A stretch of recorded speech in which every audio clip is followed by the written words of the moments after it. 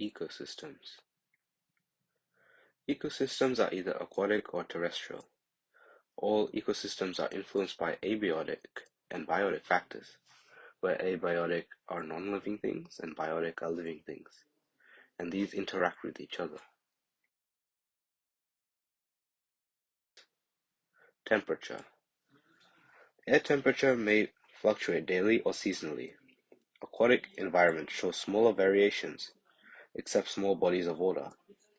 Temperature of water at beach is not as cold in winter as the air. It can still affect availability of biotic factors. For example, if a pond freezes over, it can affect the availability of food sources. Oxygen availability. Freely availability in terrestrial environments. In aquatic ecosystems, oxygen has greater solubility in cold water compared to warm water, therefore more oxygen availability. Water mixed with air has more available oxygen, for example in waterfalls and in rapids. If dissolved oxygen is too low, it can impact survival of aquatic life. Water availability.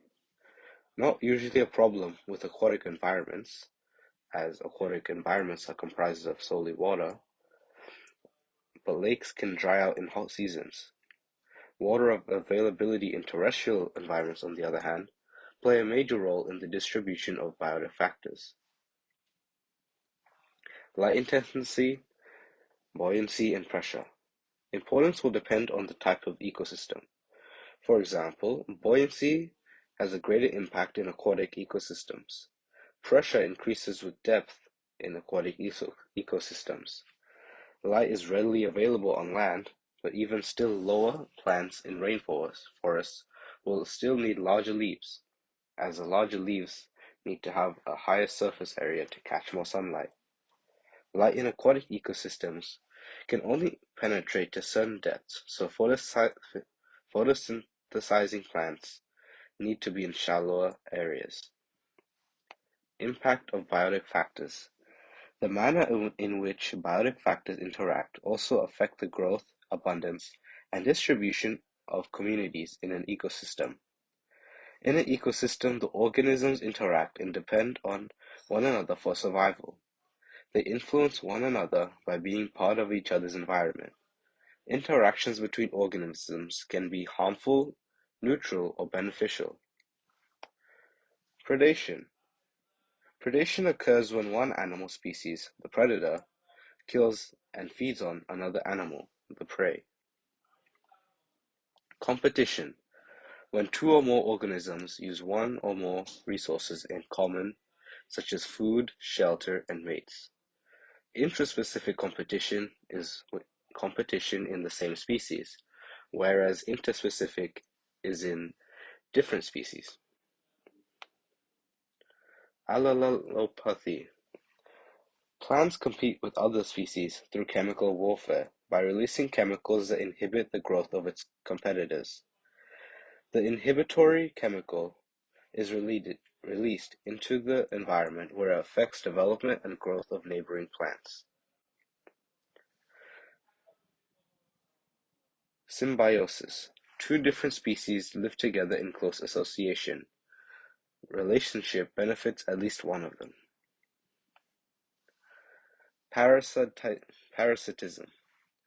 This is a relationship between two species where the parasite is benefited more than its host, and has the potential to harm the host. One benefits at the expense of the other organism. It is a win or lose, or rather win-lose situation. A parasite obtains food and shelter from the host organism. They feed upon the tissues or fluids of the host organisms, but do not usually kill it, as that will end their source of food.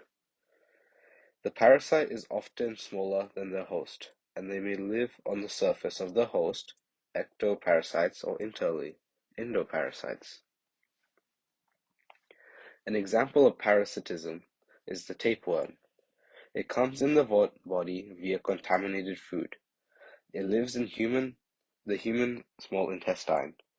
They use their heads to attach to the intestinal wall. Tapeworms have no digestive tract, so they must eat food already digested by another animal. It absorbs intestinal fluids and absorbs nutrients. It can block our intestines. Mutualism. Mutualism. Both species in the relationship benefit from association. It can be considered a win-win situation. In some cases, the relationship is so strong that survival of one member is impossible without the other. So basically, if one dies, then the other will also. Mutualism example: cows and anaerobic bacteria. Cows on their own cannot break down cellulose, an important part of their diet. Anaerobic bacteria living in the rumen stomach of the cow breaks down cellulose so the cow can get its nutrition. Bacteria gets a constant supply of food. The cow also provides shelter and food for the bacteria. Communalism. It is a relationship that benefits one species and does not harm nor does it benefit the other. An example of this is the shark and the remora. The shark's dorsal fin is modified, rather, the remora's fin is modified into an adhesive disc. It attaches itself to the shark and hitches a ride.